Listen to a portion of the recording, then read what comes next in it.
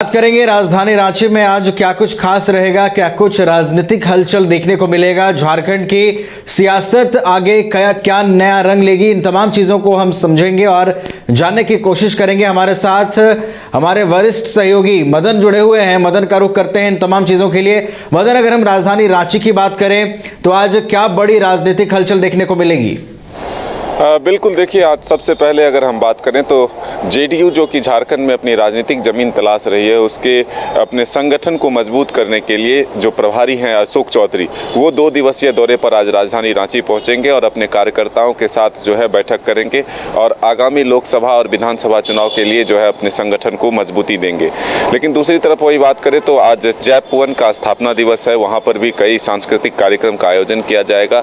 और साथ ही अगर हम मुख्य रूप से राजनीति की बात करें तो अब सियासत जो है वो ईडी की कार्रवाई पर शुरू हो रही है। दरअसल कल ईडी ने अपना एक ऑफिशियल स्टेटमेंट जारी किया है और उसमें ये बताया है कि झारखंड के साहेबगंज जिले में 1250 करोड़ से अधिक का जो है अवैध खनन किया गया है। अब तक जो आंकड़े आ रहे थे वो 1000 करोड़ के थे, लेकिन अब जो ऑफिशियल स्टेटमेंट आया है उसमें 1250 करोड़ तक के आंकड़े पहुंच गए और इस पूरे अवैध खनन के किंग पिन जो हैं वो पंकज मिश्रा को माना गया है। तो हम ये कह सकते हैं कि अब जो है सियासत इसको लेकर के है। वहीं दूसरी तरफ जो निर्वाचन आयोग के द्वारा यहाँ से पत्र भेजा गया है गांडे में उपचुनाव को लेकर के, इसको लेकर के अब निशिकांत दुबे ने मुख्य निर्वाचन आयोग से पत्र लिख करके शिकायत दर्ज कराया है कि गांडे में जो है उपचुनाव नहीं कराए जाए, क्योंकि 1 साल से कम जब वक्त बचते हैं और ऐसे में कोई इस्तीफा देता है तो फिर उस जगह पर जो है चुनाव न हो।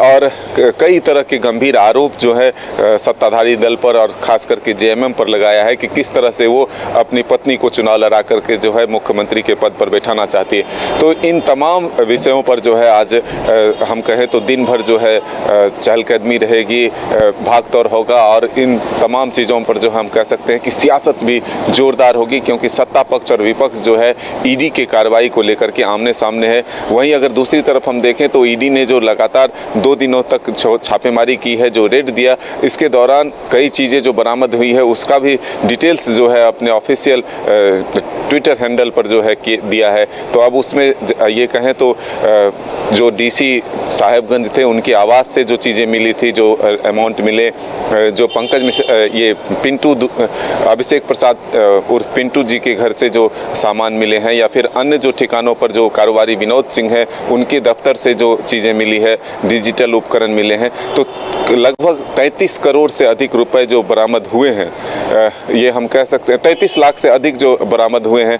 ये इन तमाम चीज़ों को अब ईडी खंगालने में जुटी है कि आखिर ये पैसे किसके थे, उस सोर्स को जानने में जुटी हुई है कि ये किन के इशारे पर ये काम चल रहा था, कौन इसके जो है मुख्य एक तरह से कहें तो निर्देशक हैं जो अपने इशारे पर ये काम करा रहे थे। इन तमाम चीज़ों को खंगालने में जो है ईडी जुटी हुई है। तो हम ये कह सकते हैं कि आज भी ईडी को लेकर के आरोप प्रत्यारोप का दौर जो है लगातार जारी रहेगा। झारखंड में सियासत जो है इस पर जोरदार होगी। बिल्कुल, ये तो राजनीति की बात हो गई। मदन, अगर हम मौसम का जिक्र करें तो आज राजधानी रांची में मौसम का ग्राफ कैसा नजर आ रहा है? देखिए, मौसम विभाग के द्वारा जो अनुमान है वो झारखंड के कई हिस्सों में अगले 2 दिनों तक जो है बारिश हो सकती है। आज धूप जो है नहीं निकला है। रांची की अगर हम बात करें राजधानी में तो हल्के बादल जो है वो छाए हुए हैं, आसमान में जो बादल हैं वो दिख रहे हैं। सुबह जो राजधानी वासियों को धूप देखने को मिलता था, आज वो नहीं मिला है। हालांकि ठंड कम है, बादल लगने की वजह से राजधानी रांची में लोगों को ठंड का असर जो है वो कम दिख रहा है, लेकिन जैसे ही बादल छटेगी उसके बाद ठंड का जो प्रकोप है वो और बढ़ेगा और बारिश की भी संभावना जो है मौसम विभाग ने बताई है।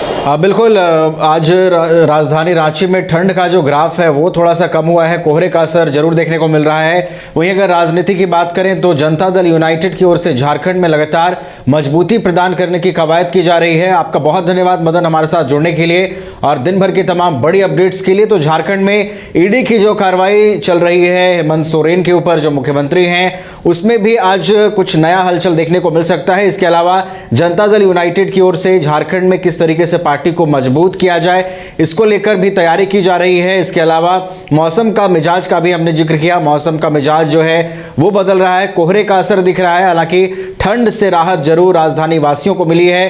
फिलहाल हमारे साथ इतना ही। आप देखते रहिए न्यूज़ 22 को।